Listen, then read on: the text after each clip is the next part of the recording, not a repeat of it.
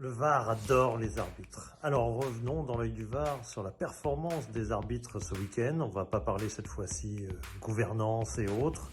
On a déjà dit tout ce qu'on pensait, qu'il fallait arrêter que les arbitres dirigent les arbitres parce que ça ne peut pas marcher dans une telle confrérie où il n'y a que des ennemis finalement. Mais alors ça se ressent grave sur le terrain. Grave, un week-end péniblissime pour les arbitres. Et oui, cette fois, dans l'œil du VAR, va parler du VAR et des arbitres sur le terrain, car ce week-end a été encore dramatique et montre la perte de confiance terrible des arbitres dans cette Ligue 1 où il y a une tension autour avec des dirigeants qui contestent furieusement. Comme par hasard, le match de Nice a été l'objet de polémiques. Alors pas quant aux décisions finales, mais il a fallu 5 minutes complètes, dont 3 pour arriver à déplacer l'arbitre. C'est-à-dire qu'il a fallu que le VAR réfléchisse 3 minutes avant de déplacer l'arbitre pour voir un pénalty, constater un pénalty absolument évident en faveur de Clermont. Mais comme c'était contre Nice et qu'il y avait tout un climat après les deux derniers matchs de Nice contre Monaco et Lyon, et ben du coup les arbitres n'osaient plus rien faire, n'osaient plus bouger, ils étaient comme interdits.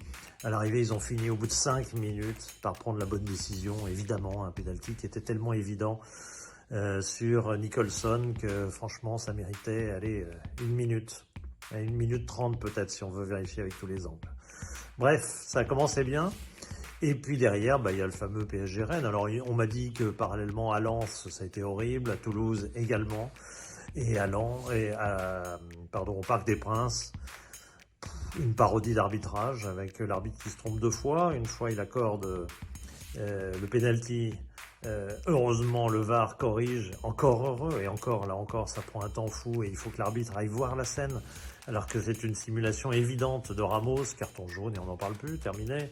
Un peu d'autorité, quoi, bref. Le VAR pouvait très vite voir que la situation ne méritait pas pénalty. Quant à la deuxième phase, elle est beaucoup plus complexe, il est vrai, parce qu'il y a peut-être un premier contact de Seydou, puis Ramos va aller s'écrouler sur les jambes de Mandanda. Alors évidemment, en direct c'est très difficile à voir, on avait tous la sensation qu'il pouvait y avoir pénalty. Quand on voit les ralentis, on est beaucoup plus douteux, et surtout on a juste une certitude, une seule, c'est que Mandanda, non, il a rien fait, il est coupable de rien, à part que Ramos est venu s'écrouler sur ses jambes ou dans ses jambes. Il est coupable de rien. Eh bien, c'est lui qui prend le carton jaune, ce qui veut dire que les arbitres, en plus, ne savent pas lire les vidéos. Et ça, je l'ai toujours dit, qu'il fallait faire des formations.